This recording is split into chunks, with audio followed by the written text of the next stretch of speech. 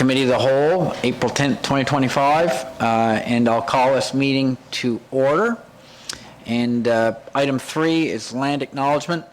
I'd like to begin by acknowledging that we're on the traditional lands of the Wahasokopa First Nation part of Mi'kma'ki, the ancestral territory of the Mi'kmaq people. Item 4, additions/deletions to the agenda. Are there any from the floor that people would like to? Councillor Mooney. Mr. Chair, I'd like to make just put on UNESCO Biosphere when we have an opportunity. Absolutely. So you're moving in addition to the I'd like agenda? to see that, under new business, but probably 11.8, I guess. So we've got a mover for an agenda item addition, 11.8. Do we have a seconder? Second by Councillor Daniel Muse. All those in favor signify by saying aye. Aye. Those opposed? Motion carried. Thank you, Councillor. Approval of the agenda is amended. Do we have a mover for that? So moved. Okay, we've got a mover in Councillor Mooney, seconder. Second by Jim Baxter. Any additional conversation about that item? All those in favor signify by saying aye. Aye. All those opposed? Motion carried. Thank you, Council. Item 6, approval of March 13, 2025, Committee of the Whole minutes. We have a mover for that? So moved. So moved by Councillor Mooney. Seconded? Seconded by Councillor Trevor Perry. Any additional conversation, questions, concerns? All those in favor signify by saying aye. Aye. All those opposed? You won't get the two Trevors mixed up, will you? No, I will not. All those opposed? Okay, motion carried. Thank you, Council. Number 7, declarations of any conflicts of interest. Anybody like to declare a conflict at this juncture? Seeing none, we'll move on to item 8, presentations. Mr. Danny Jackson, Asset Management and Capital Projects Coordinator. Welcome.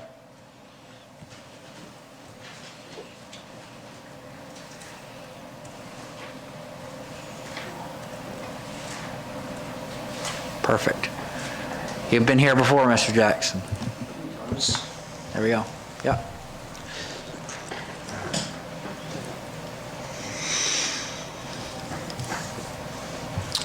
Good afternoon, Mr. Chair, Madam CEO, Council, staff and guests. The purpose of today's presentation is to provide the Municipal Council with a comprehensive understanding of our current capital projects and asset management, as well as their current stages. By outlining these stages, we aim to enhance transparency, accountability and effective project management. I've prepared a short presentation with PowerPoint on screen. So the agenda is number 1, overview of capital projects, and number 2, asset management highlights. Number 1, capital projects. So the first on the list is the accessibility renovations for both the administration building and the Rotary Centre. The Hebron Dayton wastewater infiltration and inflow, I&I. The Nova West Regional Business Park expansion, phase 2. And the Mariners Centre expansion.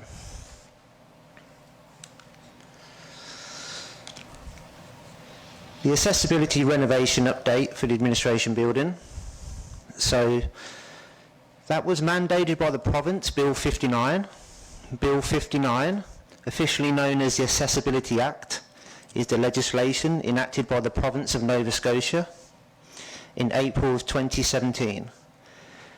Its primary objective is to identify, prevent and eliminate barriers that hinder persons with disabilities from fully participating in society, with the goal of achieving an accessible Nova Scotia by the year 2030. So phase 1 of the administration building is the council wing. The progress is nearing completion, expected by the end of April 2025. And that includes accessibility upgrades to the offices, washrooms and doorways. Ensures compliance with updated accessibility standards. The next phase is phase 2, which is the front end customer reception. scheduled to begin immediately after phase 1. And that is focused on the front end reception area, improving accessibility for the public and staff. Temporary relocation of the front reception staff to the downstairs reception area during renovations to maintain business continuity during the renovations.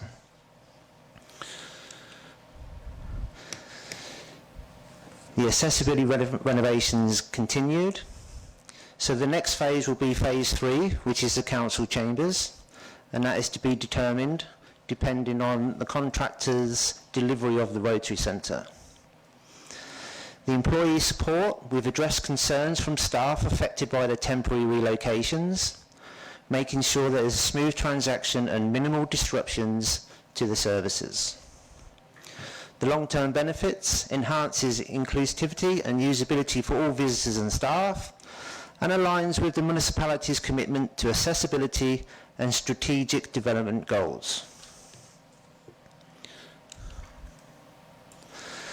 On screen we have 2 pictures. The one on the left is the new Warden's office, which is just off to the left of the Councillor's Lounge, and the photo on the right is the new genderless washrooms in the main lobby area.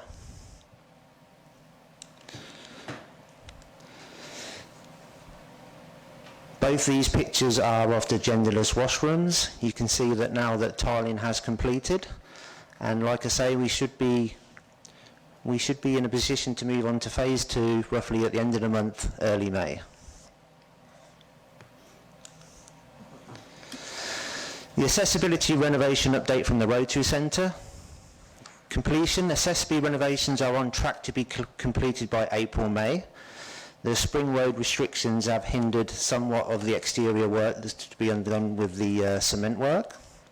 The key improvements include wheelchair accessible entrances, upgraded pathways, accessible washrooms, doors and accessible parking. Coordination with stakeholders, close collaboration with REMO and the Recreation Department to align construction plans with operation needs. A communication strategy is in place to minimise disruptions to the users of the facility. Rotary Centre continued. Community impact. Enhanced accessibility aligns with the municipality's vision for inclusive spaces and provides improved functionality and usability for all community members. Budget and oversight. Managed under the approved capital projects budget. Regular updates are provided to ensure transparency and alignment with the project goals. On screen on the left you'll see the new accessible washrooms in construction, with 7 completed new washrooms, one with a universal washroom which is bigger, and with the tiling getting completed on the right hand side.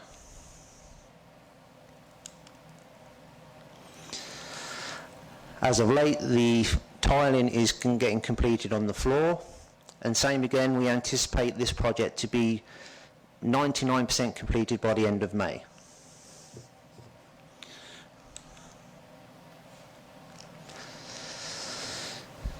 Number 2, data inflow and infiltration, I&I. So number 1, Milo lift station had excessive flows, and we've gone under thorough I&I investigations. Number 2, contractor, we have chemically injected 10 of the worst manholes for the groundwater infiltration around the pipe to reduce the I&I going to the Milo lift station. Number 3, Greenville Road has a small sinkhole that's appeared 3 times in heavy precipitation. So we need to identify the cause of that area. So the contractor is scheduled to investigate once the weather improves. And once we identify that issue, then we'll continue with step 4, which is the Greenville Road section, which is to cure in place pipe, CIPP, on the existing concrete main sewer that extends for about 830 metres to reduce the infiltration from the joint separation and cracks. When we had that line cameraed and surveyed, it was been shown that there's a few circumference cracks on the concrete section and some joint separations. The CIPP will reduce that and put the level of service back to where it needs to be for that system. So the photo on the left, as you can see, that is what is called infiltration. So you can see the hydrostatic pressure from the groundwater has pushed its way in around the pipe. And what the contractor did was come in on the picture on the right and would drill a hole, put like a grease nipple into the hole and inject a special chemical, and it follows the line of the water vein. And you can see that when they injected it, it actually followed the water round to the other side of the manhole and completely sealed that leak. So we had a very good success rate on all 10 of the manholes. They was done in August of last year, and they're still holding strong.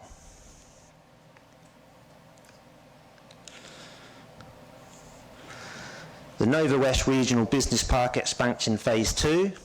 So the expansion of the infrastructure to accommodate increased business development includes road construction and 7 fully serviced commercial locks. Project documents were issued for tender, IFT, and 2 bid submissions have been received. The bid evaluation is still underway. The diagram on screen shows proposed development. It shows 7 lots.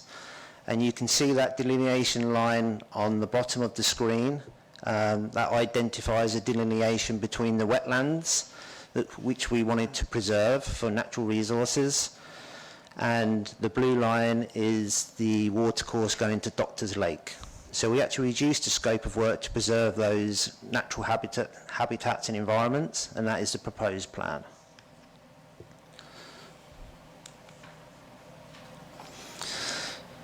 The Mariners expansion.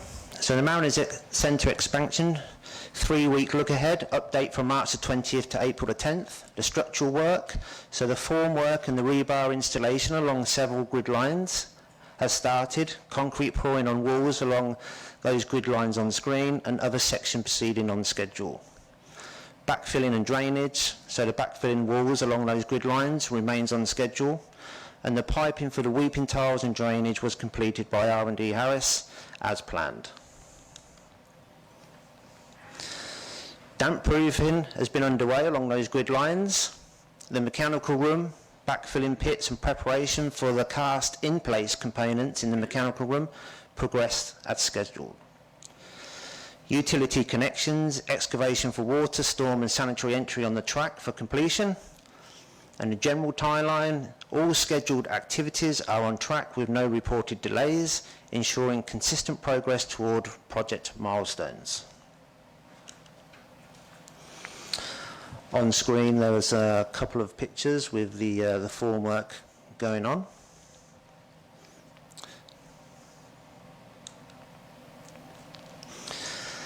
Asset management update. So data set updates, so updating vertical and linear asset data sets to ensure accuracy and completeness. Integration of new asset data into the ArcGIS platform and spreadsheets for improved tracking and analysis. Condition assessments, completing condition assessments for critical infrastructure, including roads, facilities and wastewater systems. Results used to prioritise maintenance and renewal projects based on asset health and lifecycle costs. And identified key areas requiring immediate action to prevent further degradation.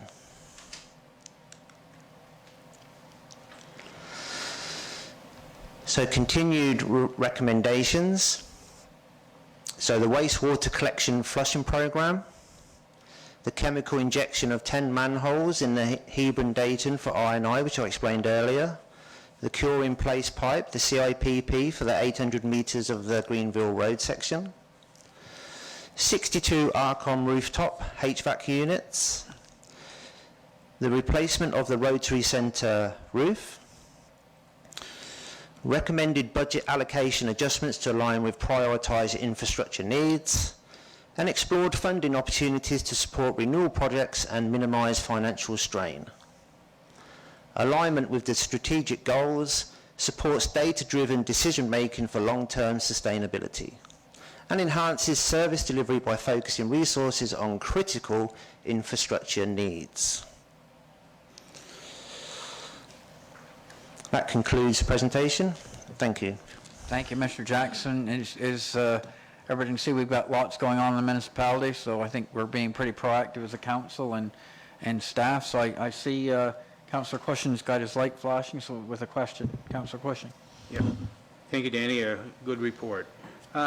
Just going back to your manhole leakage, what caused that? Just age? Yeah, through the chair back to Councillor Lauren Cushion. It comes with age. The system was built and designed and installed in the 1980s. That's right. So the caulking that they use around the pipe deteriorates over time, and then the hydrostatic pressure from the groundwater just pushes through that. Gotcha. So the new injections that you've done, they have a longer life expectancy, and the ground pressure, is that going to affect that too? They do have a very good term for success with the chemical injections. So hopefully once we identify some more areas, then we can just work along that line to reduce that I&I going to Lake Milo. Good, yeah. But thank you, Dan. Thank you. Additional questions? Oh. Councillor Mooney. Thank you, Danny, good report. When we do the renovations to the reception area here, so everything will be, the public access will be down below? This will be completely blocked off to the public? Through the chair to Mr. Councillor Phil Mooney, yes, all access will be down on the lower level. The reception area will be downstairs. The front vestibule will be closed off. There is a strategic plan in place with signage and employee engagement to make sure that there's a smooth transaction. Okay, so we're going to be holding our council meeting CAO at the Rotary Center? Yes. Okay, good, thank you. Good job, Dan. Thank you, Councillor. Any additional questions? Councillor Cushing, just have your light on, or? Oh, You're sorry. good? You're good? No worries. Okay, thank you, excellent presentation, and thanks for coming in and keeping us up in the public up to date. Thank you. Mr. Jackson, could you just hit the button?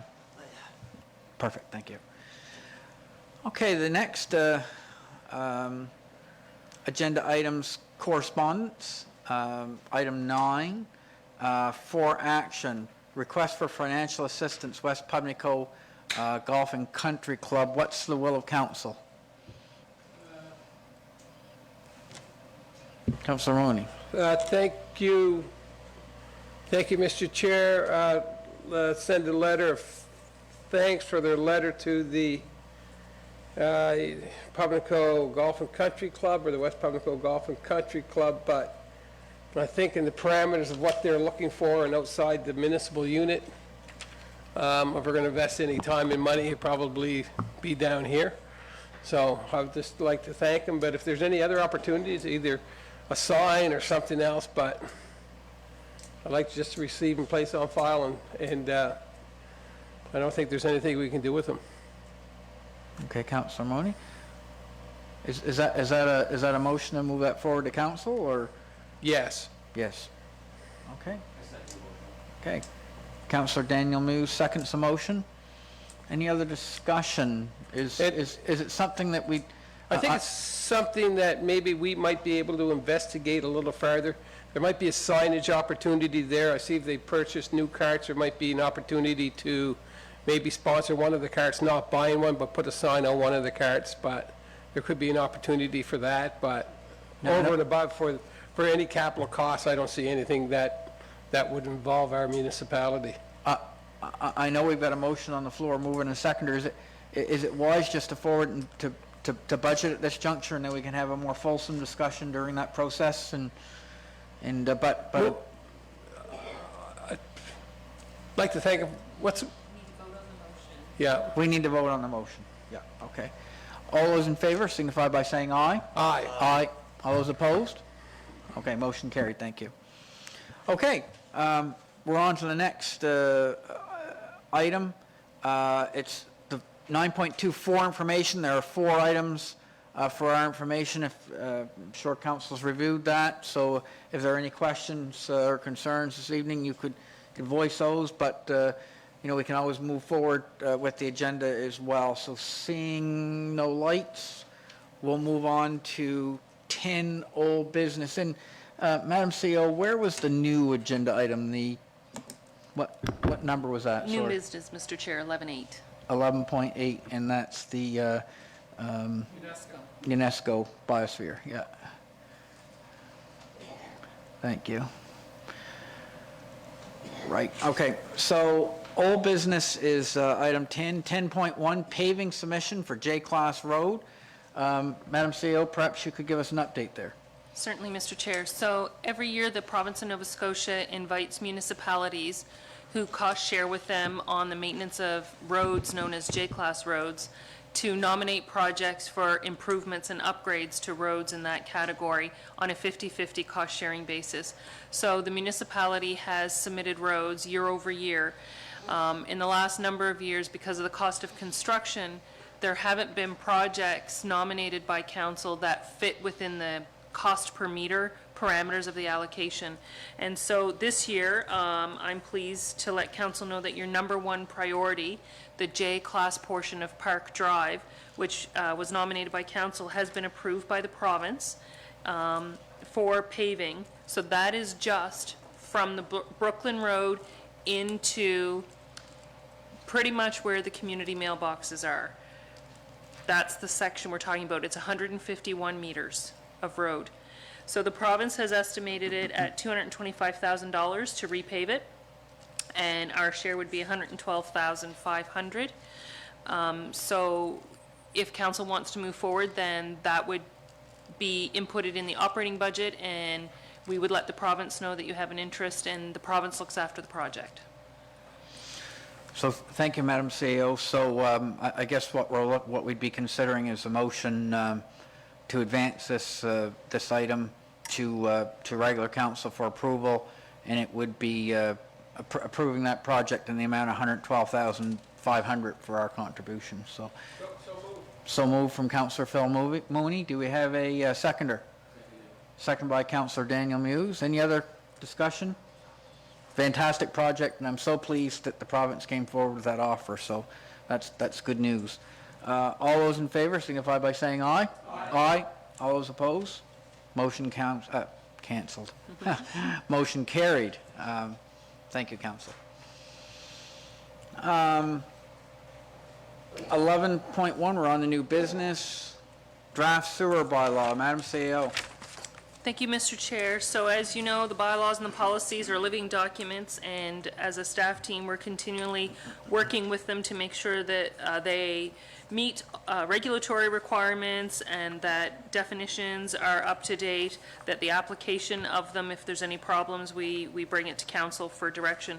So in the recommended amendments to the sewer bylaw tonight, there are 2 amendments to definitions, 2.7 and 2.8. So we're looking to bring the definition of dwelling and dwelling unit in alignment with the same words in the planning documents, so that across bylaws, the same words mean the same things. Same with 2.28, special care home. And then near the back of the bylaw, Mr. Chair, in the schedule of sewer service charges, sanitary sewer system, we're simplifying the schedule to make it easier to use and easier to read. You'll note that in a lot of the items that we're recommending we strike, for example, modular single-family dwelling. Well, that just is that is a dwelling. That meets the definition of a dwelling. So we're looking to just clean that up. We're also clarifying the definition, if you go about 3/4 of the way down the schedule, non-primary residence short-term rental. So we need to bring that terminology into the bylaw because there's a new registration program underway in Nova Scotia. And in addition to that, I think what we've done is clarify hospitals and special care homes in terms of how the sewer charges are applied per unit. So those are the amendments. They're largely housekeeping amendments, and they're for your consideration this evening. Thank you, Madam CEO. And what's the will of council? So the recommendation would be for first reading. I'll recommend that we do the first reading of the amendments of the sewer bylaw S-084-25. Okay, we've got a motion on the floor from Councillor Phil Mooney, seconder. Second by Councillor Jim Baxter. Any additional conversation? All those in favor signify by saying aye. Aye. All those opposed? Motion carried. Thanks, Council. We're on to 11.2, draft low-income exemption policy L-068-09. Madam CEO. Thank you, Mr. Chair. So this is the time of year where we bring this policy back to council for direction with respect to Schedule A. The policy indicates that the household income amount on Schedule 8 is adjusted by CPI annually. And so in the package this evening, just applying the policy, that would take the household income amount from $29,877.32 to $30,564.50. Thank you, Madam CEO. So it's just a CPI adjustment for the amount. Councillor Muse, you've got a motion to make. Thank you. We move this to regular council. I want to make a motion to the low-income acceptance policy L-068-09 to increase the household income threshold to $50,000. Oh, the amount should I think should be by policy $30,564.50, Councillor. Yeah, no, I'm making a motion to increase it to $50,000. So if I could, Mr. Chair, just to clarify Yep, before my anybody apologies. seconds it. Yep, so there is precedent. If you look in the schedule, from time to time, council has reset the base amount to reflect current economic realities. And so I think that's what Councillor Muse is wanting to do this evening, is to Okay. reset the base amount. Once we have discussion, yeah. Okay. Yes, so we've got a mover. Second for discussion, Councillor Mooney. So the motion's on the floor. Additional conversation? Yes. Councillor Muse. Yeah, we've got you. Go. Yeah. So in 2024, if we were to increase it to $30,564, if you divide it by 52 and you divide by 40 hours, that would make a salary of $14.69. So that's not even minimum wage to have a house. There's no way you can afford your taxes to get a $200 rebate. So in 2023, the estimated living wage in southern Nova Scotia was $25.05 per hour. So you ask, what's a living wage? That's the definition, is a minimum income needed for a household to cover basic necessities and enjoy a decent quality of life. In 2023, in southern Nova Scotia was $25 an hour just to meet your necessities. So the reason why I'm asking to go to $50,000, because $50,000 threshold would mean that it'd be $24 an hour that somebody would have to make in that house just to have your basic necessities. That's only allowing them to get $200. So $50,000 for the household just to get a $200 rebate is it's not a big rebate, considering that if you were to do $30,000, you'd have to make $14.69 an hour. So it's not much. That's poverty, really. That's not low income. I think that's poverty. So that's why I did the increase, and looking at what the living wage was in Nova Scotia. So that's where I came up with the $50,000. So that's my reasoning for this. Okay. Thank you, Councillor Muse. Yeah. Additional? Yep. Yeah, Councillor thank Philmore. you. And I'm going to have a question to the CAO. So, and I like your rationale, Councillor, but what was the threshold last year that and I wasn't on council and I wasn't here when it was set, but we had different thresholds for income when it came to reductions in taxes or rebates. Well, yeah, for moderate households. What was the top level? So there was a one-time tax rebate program last year, and I'm going to have to dig that out. So it went to get from the low, details. low to high. There were two programs. So this policy was available, and then Yeah. there was a separate one-time program. And it picked up where this income threshold left off. So it picked up at the $29,000 household income, and then it went up, and what the upper limit was, I feel like was in the 80s, but I'll look for that. So you could get two. Could There you were get- three. There was, I think it was a $250 rebate, $200 rebate, and $150. So there were actually 4 rebate levels last year. Okay. Okay. And are we going to be doing that? That was a one-time That was a one-time program, and I program? don't have any instructions on that, yep. Can I'll maybe make a motion afterwards? Yes, certainly, yeah.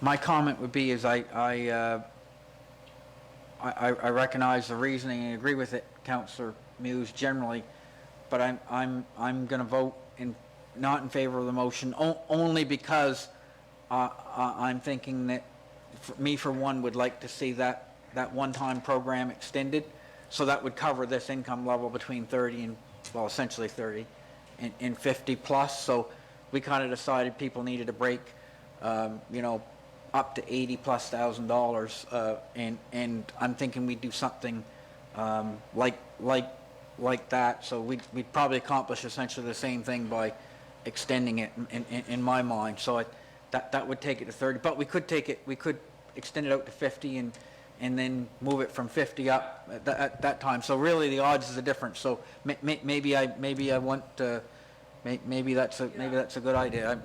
Either way, right? So it's not that I guess I'll wait for some additional conversation. Additional. That's fine, Mr. Chair. Councillor Mooney. Thank you, Mr. Chair, and I think we can accomplish this, Dan. We can do it, just how the chair said, is do it up to 50 and just kind of take that one-time program. I think we should move it forward, do it again next year, but use the parameters of up to 50. Then you maybe, instead of having 4, you do 2, one to the thing to 50, and then 50 and over. So it accomplishes what you're looking for, and also we could help other ratepayers with in the same situation. So it might streamline it a little more. Plus, we wanted to talk about how the rebate worked with people owing taxes. There were some exemptions there last year, and I think we have to have that conversation too. So I'll just hold on the councillors for 1 second. Our CEO just said she does have an answer for the for the program, so she has a little more information, then I'll come back to the councillors. Yeah. So there were 4 categories, so 29,878 to 44,999. The rebate amount was $200, which would basically extend your existing policy up to the $50,000 a year mark for the $200. Then 45 to 60 was 175. Then 60,000 to 70,000 was 150, and 70,000 to 80,000 was 100. And there were parameters. Taxes had to be paid, and it was a rebate, which meant that people had to pay their taxes, and then in time, checks were issued, rebate checks were issued. The low-income exemption policy is a code change on the assessment account before the tax bills are issued to apply the exemption and eliminate the need for issuing rebate checks. Okay. Councillor, sorry. I think that's great information, Madam CEO. So I think in discussion, doing this rebate was a one-time thing, and I believe it was hard to, it was a lot of work for staff, is what I understand. So doing it this way, they don't have to jump through all those hoops. of having your taxes paid and be, you know, if you're having a tough time, you might not be able to pay your taxes and have them, might be in your arrears. But going this avenue, it's automatically done. So you're getting the rebate of the $200 and it's automatically, so you don't have to jump through all the hoops. That's the reason why I'm doing it, because the other one was only a one-time deal, and from what I understand from staff, it was a lot of work to do that. So, but we're fine with, you know, we made a motion, we can vote on it, and we'll bring it to regular council, and we can go from there, I guess. But anyway, thank you. Counselor? Okay, I thought Lauren was next. Thank you, Chair. I guess for me, I need more information on it to jump from the 30 to the 50. I don't know here what the low-income base level is for the province or any of those types of numbers. So I guess I'd need more facts to support a decision made to jump to the 50. I think it's great. We should be giving the residents the benefits that they need, but I think we need facts to support it. Okay, thank I you, might have Counselor. an answer for that question. Yes. So the Centre for Policy Development in Canada has done an analysis to try and determine what the working wage is in certain regions in the country. And in southern Nova Scotia, it's $25 and change. So if you just multiply that out by 40 hours a week, by 52 weeks a year, you're right around the $50,000 a year gross income. Yep, so that's kind of a benchmark. Oh, sorry. I guess my question on that is that what Nova Scotia supports as a low-income category? I know there's a lot of different programs for low income. I Does see what that you're fall saying, in line yeah. with the rest of the programs that are offered by the province? So an action that could be undertaken is for us to go back and take a look at some of the province's relief programs and figure out what their income benchmarks. I think maybe, if I'm hearing you correctly, that's where your line of inquiry is going. It can be done. Okay. Yep.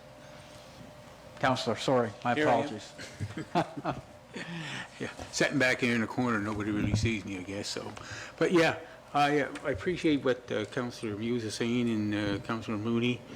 And Councillor Baxter brought up a good point. I like to see some more research done on this, some more information come back to us, just to, I don't want to jump to conclusions right away. I like to hear more about this, as Madam CAO had discussed, that have a chance to look around at the places and see what's going on. So that's what I like to see, that instead of just going in just accepting it, right? I like to have more information. Thank Okay. you. Thank you. Any additional comment? I will say one more thing. Thinking about it, I mean, there are two directions in my mind. You know, we could not vote for the motion and then leave it up to council to discuss some of those additional measures, like we did the one-time thing again. But having said that, given that rationale that Councillor Muse gave around the $50,000, and that sort of aligns with what our, as I understand it, what our CEO was saying, is one measure of low income. You know, the odds, the difference, the programs, different in how it's administered. Somebody, you know, have to apply for it. We already have really the low income on the books. So from my perspective, I've kind of changed my mind midstream. I'm probably going to vote in the affirmative or for the motion as it exists, and then we can talk about something beyond 50. But again, I can see either argument. So, any additional comments? And I hear what Councillor Baxter and Councillor Cushing are saying, but I think if we vote for this motion, the next motion I will make will be to look at the low-income exemption policy, vote for over 50,000. So we can have that discussion at that time, and then have the information from the CAO on what Councillor Cushing and what Councillor Baxter brought up. But when you think about what Councillor Muse brought up and the numbers that he put, like the $24 an hour, 25, and you see the median household income in southwestern Nova Scotia, you know, $200 is a lot of money for some people, but in the grand scheme of things is how do you prorate those things to match up, because there are other low-income or medium-income supplements that you can get from other levels of government. So streamlining the process, taking it off the top right off the bat, looking at take it right off the tax number. If you don't have your taxes fully paid, I think you weren't eligible last year, we can take care of that problem. So at least somebody says, you know, I owe $1,500 in taxes, I get $200 off. So I'm at 13 now. If I can put 400, I'm under 1,000. I think I can make this thing work. So it will alleviate some problems, but I think it's a good first step. And I think that the people sitting around the last time that came up with this idea for this low-income exemption policy is probably one of the leading ones in the province, because some of the ones I've been involved with, the number has been the base plus CPI. So I think when I started in my council life, the low-income councillor Muse that we were looking at, the low exemption policy that we gave money to was $16,870 per year for a household. It used to be my bar tab and golf tab, yes. That's right. In a year, that's right. But I thank you for the motion, and I think we can alleviate the other questions with the next motion. Yeah, and just thinking about it a little bit, Councillor Muse did make a good point. I like the surety of that, and the fact that staff doesn't have to administer as much, right? Like you know it's there, so that's a good point too. So I've kind of changed my view a little bit. Thank you, Councillor Muse, by the way, and thank you, Phil, for seconding that. So no further discussion. All those in favor signify by saying aye. Aye. All those opposed? Nay. Okay, we have 4 votes for, my understanding is, Yep, and 2 and I think against, 2 so against. motion carried. Thank you, Council.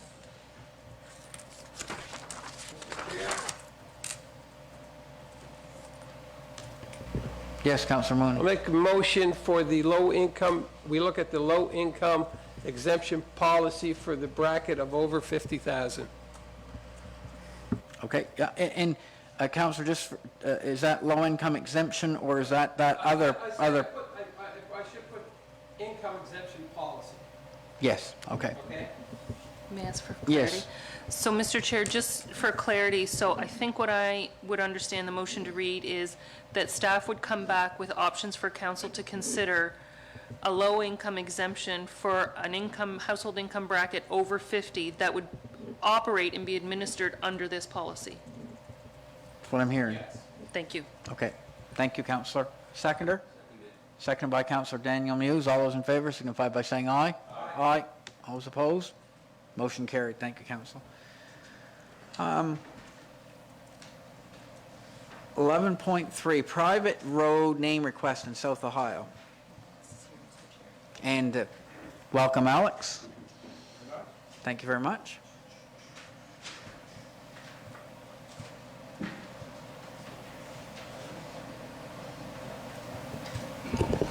Perfect. I'm sorry I don't have a fancy presentation for you guys today. all right. But I've got some notes. So my name is Alex D'Entremont, and I'm the Geographic Information Systems Technician for the municipalities of Yarmouth and Argyll. So that's GIS Tech, also known as Mapping Technician.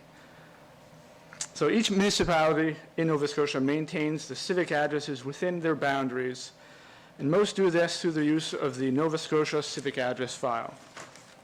And that is a province-wide map-based database for civic addressing.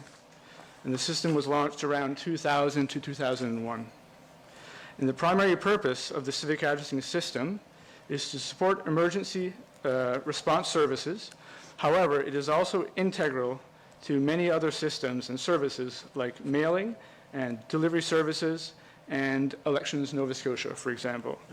And the system is publicly accessible, and you can find it by Googling the Nova Scotia Civic Address Finder. And through there, you can search the database. You can search civic addresses, street names, communities, so you can actually see the system yourself. So through the Municipal Government Act, the municipality of Yarmouth has adopted a bylaw for civic addressing and a policy for the naming of streets. This bylaw defines the role of the civic addressing coordinator, which is an employee that deals with civic addressing and road naming. The CAO has designated Dwayne Roberts to fill this position, and I am the assistant to the civic addressing coordinator. So the street naming policy defines the procedures to name and rename both municipally owned and privately owned roads. Road naming can come up for various reasons, and I'll provide 2 examples here, through the subdivision process or when a private road leads to multiple dwellings. The renaming of a road can occur for reasons that would include when owners provide a petition showing 75% majority approval, or when a current road name does not conform to the road naming guidelines that are set out in the policy. For naming or renaming led by the coordinator, a majority approval by residents is required, so above 50%. In either case, renaming or naming, it is the civic addressing coordinator or the assistant that determines if the proposed name follows the guidelines set in the policy. Then the chosen name is brought to council to be approved, so that's what we're doing tonight. If the proposed road names are rejected by the civic addressing coordinator or majority approval isn't obtained, then council can choose a name either suggested by the coordinator or by council.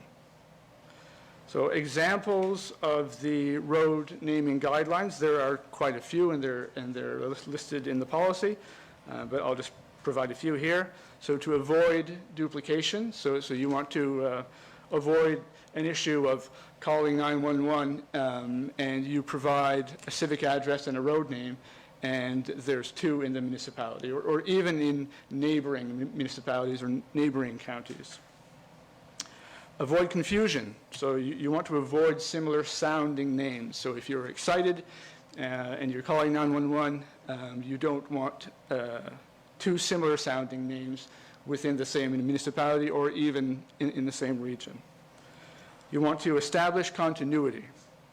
So a road should maintain the same name through its entire length, even if it goes from one county to another, for example.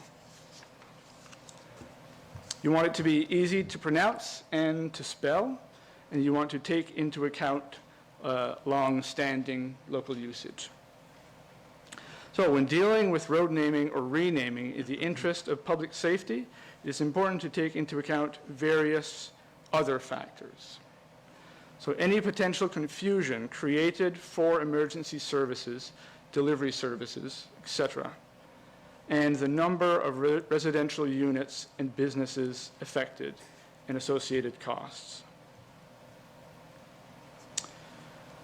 Once a road has been named or renamed, notification must be provided to the following. Obviously, the affected residents and businesses, the local fire services, and the provincial civic addressing database, the Nova Scotia Civic Address File. So through the updates to this provincial system, it flows through to dispatch or to RCMP or EHS. They all have access to the same system. So you're pushing updates to one place and it goes to all the rest that need it. The fire services don't have the same mapping systems that you would see with RCMP or EHS, so they should be notified directly. And I do that through EMO, and I would send out a map that shows, say if there's a new subdivision, I'll show the road on the map so that they know where this new road is. So that's the basics that I wanted to go through. And so next is the request that I sent out for you to consider today. So this is private road naming, so not a municipal road, but a private road. And so through the street naming policy, it requires that names for private roads created through subdivision or otherwise must be approved by council. An application has been received for a subdivision of a property off the Rose Road in South Ohio that includes the creation of a private road. So the owner of the property has completed a road name petition and has put forth Legacy Lane as the desired name. So say if it was a road renaming, so a private road existing that the residents want to rename, the petition would go to all of the residents, right? But in this case, it's a subdivision of one parcel of land, so there's one owner, so there's one person being petitioned, right? So they put forth Legacy Lane, and I have confirmed that the desired name complies with the road naming standards and guidelines set out in the street naming policy. So I would suggest to council to approve the street name Legacy Lane for the private road in question. Thank you very much. Thank you very much. Very thorough presentation, Mr. Thank you. D'Entremont. What's the will of council? Does have some questions? Sorry. Yeah. Just got one quick one. Nice presentation, Alice. I learned a little bit today. So is it only going to be one household road? Or is that beyond your scope? I don't remember the layout of the subdivision. Okay. So I'm not sure. I'm guessing the plan is to have more than one, but More than one? I don't have the plan with me right now. Okay. Yeah. Good. And how many, so you work for the so Yarmouth and Argyle? Or That's right. How many requests would you have in a year or for renaming or a naming of a road or subdivision? Yeah, through subdivision, there may be, I didn't say 4 or 5 per municipality, let's say. So another example where a road would have to be named is if there's a shared private driveway. Let's say there's a shared private driveway with 3 or 4 dwellings on it. What happens is it causes confusion for emergency services. So you're driving down the road, there's one driveway, and there's 4 separate civic addresses. So instead of looking for a road name, one road name, you're looking for a number in amongst a set of numbers, right? So at some point, which is usually around 3 or more, we would like to name that road. So that's another way that naming comes about most often. And once in a while we get road renamings, and that's quite uncommon. I think I've seen that twice. I don't think yet in the municipality of Yarmouth. It's just been in the municipality of Argyle. So one was to honor someone that was important to the community, and the other was because they felt strongly against a specific person that the road was named after. So in the town of Yarmouth, we got like Moody's Road, Moody's Lane, Porter's Lane, Porter Street. Yep. Yeah, okay. Yep. Interesting. Thank you for the questions. Councilor Muse. Yes, I'd like to make a motion that we move to regular council PID 90150616 in approving the name of the private road Legacy Lane. Perfect. Thank you. Seconded by Councilor Cushion. Additional conversation? All those in favor signify by saying aye. Aye. All those opposed? Motion carried. Thank you, Mr. D'Entremont. Do I have to turn this off? Please, yeah. Appreciate it. Thanks.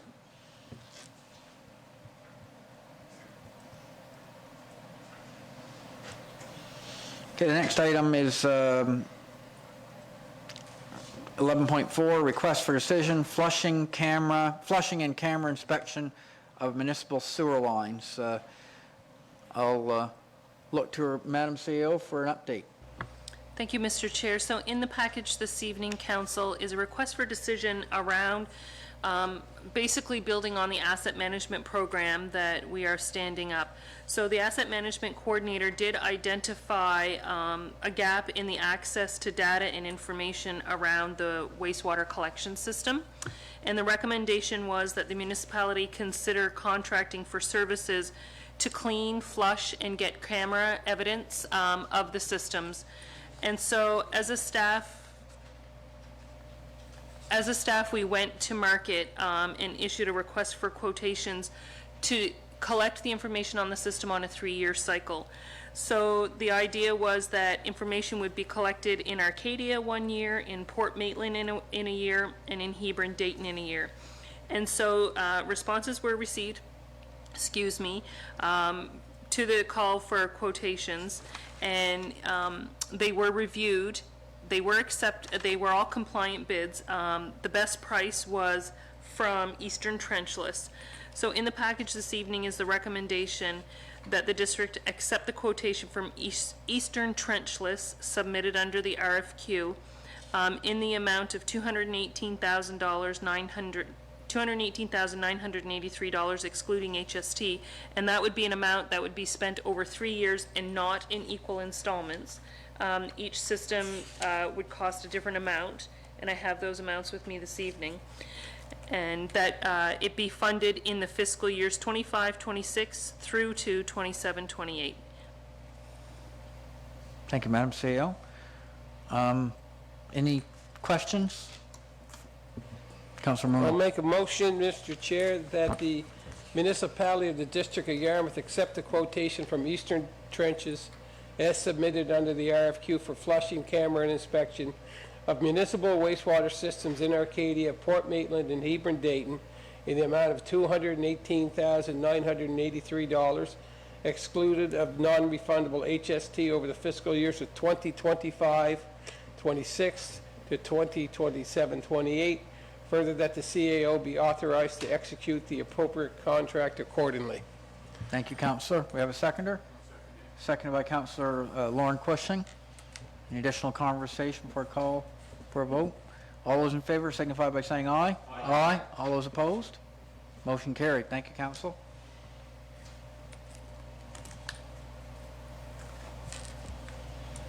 And 11.5, summer meeting dates. Madam CEO. Thank you, Mr. Chair. So typically, council meets once in July and August, and committee of the whole and council procedures are enacted in one meeting. And that allows council to be more available for the community events that take place in those months.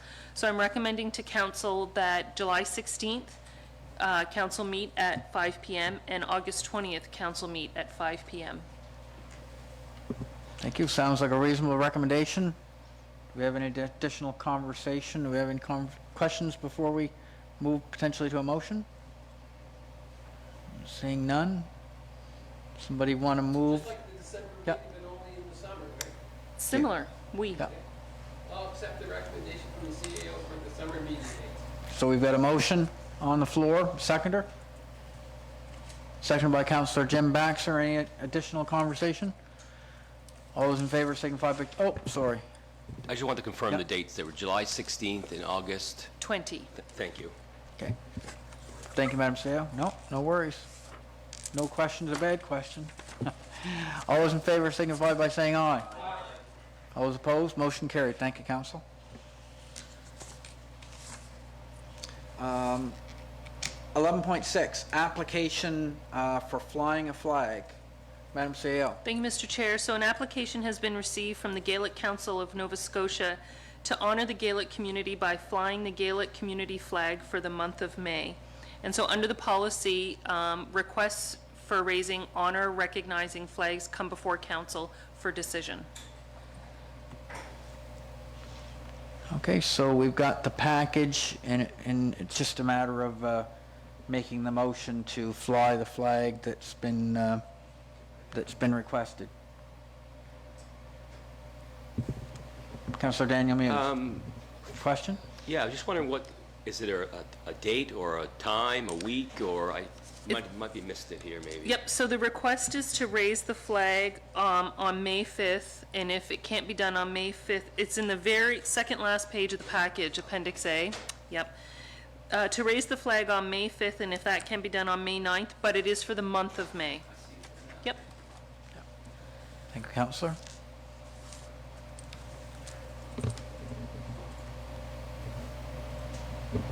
Councilor, question? Oh, there we go. I got you now. I'll make a motion that we accept that, to fly the Gaelic flag first choice is May the 5th. If the second choice would be the May the 9th for the upcoming year. Thank you. Okay. Thank you, Councillor Cushion. Seconder, seconded by Jim Baxter. Councillor Jim Baxter, any additional conversation? Okay, all those in favor signify by saying aye. Aye. All those opposed? Motion carried. Thank you, Council.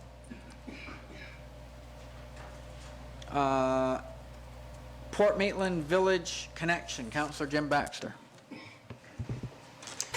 Thank you, Chair. I'm going to discuss an event that's going to be held. The date's going to be on May 31st, and I'm looking at everybody here because everybody is invited. It's an event that's being organized by individuals in the community of Port Maitland and surrounding areas. It's going to be called the Village Connection, and there's two purposes for the event. It will be held on May 31st from 10:30 to 3, so Saturday, May 31st at dinner time. And the main purpose of the event is a community networking event so that everybody knows what businesses are in the community, what offerings are in and around the community. And I'll get into that next. The second purpose is fundraising. So the primary fundraising that's going to happen during the event is for the trail development project at the Port Maitland Elementary School. And the school hopes to widen the trail and install some equipment to supplement their outdoor education to encourage time off phones and promote kids spending time out in nature. And as part of the fundraising, there's going to be a bake sale and or a cake auction. There's going to be a gift basket raffle. There's going to be a hairstylist who will be cutting hair for donations. There's going to be a 50-50 draw. I think the tickets are going to go on sale probably shortly. And the Wesleyan Church will also have a barbecue set up outside for lunch. And I'm sure that will be for donations as well. And there will also be a table set up for Camp Peniel for donations as a secondary purpose. Now, the community networking event, to date, there are 28 tables that are signed up for. So right now, today, there's going to be 28 tables of people presenting what they do or what they offer. And it will be set up in the following fashion. There's going to be all kinds of tables with all kinds of information. So the first couple tables are going to be about Port Maitland information and community information. The second category is a home category, which will have antiques, arts. The third one will have cottages, real estate, camping. There's going to be a setup for decor and inside and outside stuff, such as toys, crafts, and food. There will be a bake sale table set up. There will be a table set up for personal care, which will be audiology, Zumba, hairstyle, as I mentioned. There will be tables set up for dog care and dog training. So it's going to be kind of this is what is offered in and around the community. So it's going to be an all-encompassing thing. I'm really looking forward to it. I'm going to be sitting at the table number 2 in order. And what I'll be sitting there to do is to present what the municipality offers here, both through council and as the municipal staff, what's offered here at the building, because we found previously that not everyone in the communities are aware of what's offered here at the municipal building. So that's what I'm going to be doing. I'm going to be sitting at a table with somebody from the recreation department who will also be offering information on what's offered through the recreation department for our communities. So everyone is invited. It's going to be the last day in May, May 31st. At lunchtime, hot dogs will be on the barbecue, and everyone is invited to attend. You can drop by, stop in for a minute, or stay the whole 5 hours that we're there. Feel free. But everybody is invited. That's it. Thank you, Councillor. Sounds good, especially the part about the hot dogs. So in any event, we'll move on to 11.8. That one was added. So it's the Southwest Nova Scotia Biosphere Reserve Association. Councillor Mooney. Yeah, thank you. Oh, There we go. I should have just left it on tonight. Absolutely, yeah, you're, I feel like you. you've been busy. I feel like you. Just Well- don't turn your light on the last 12 years for you. Thank you, Yeah. thank you for wanting to be like me, Phil. Appreciate it. I had a conversation with Dave Salos today, who's the chair of the Southwest Biosphere, the UNESCO branch, and he said there might be a funding opportunity, so I'd like to make a motion that the CAO and council request a meeting with the Biosphere people for a future funding opportunity. Very good. So we've got a mover. Do we have a seconder? Seconded by Councillor Daniel Muse. Yeah, you got the Trevor's right. And also, I think maybe at that meeting, it might be prudent to have our MLA, because there might be a provincial component in that. And so we'll make this. We'll invite the MLA. We'll invite the MLA as well. And listen, the Biosphere Association, I was on the board for a number of years. Fantastic things, really good value. That brings a lot of people to Southwest Nova Scotia. So it's a really awesome brand. So thank you for making the motion, Councillor. Any additional conversation? Okay. Being none, all those in favor signify by saying aye. Aye. All those opposed? Motion carried. Thank you. We're on to public comments. We've got a list, Jenny? Nobody on the list? Okay, thank you. In camera's been finished up. Look for a motion to adjourn. So moved. Got a mover, seconder? Mover and seconder, all those in favor signify by saying aye. Aye. Thank you, council.